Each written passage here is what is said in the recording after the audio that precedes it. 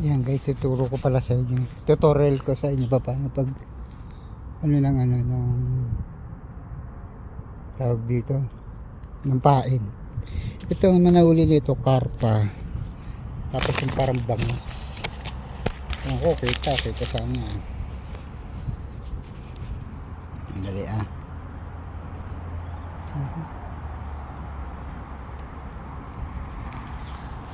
sana makita.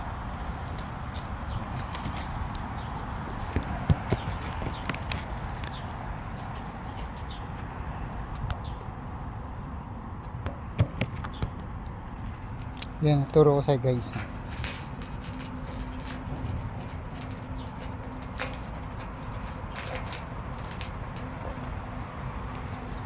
Susuksak mo ito ng ganito.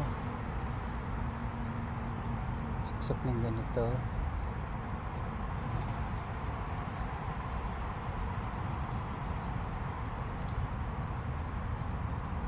Hindi kasi uso bulate rito eh.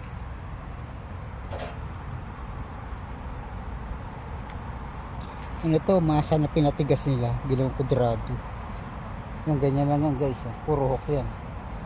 Tapos 100 grams na pabigat. Kung sa atin to, kaso maraming basura sa atin kasi hindi pwedeng ganitong setup sa atin.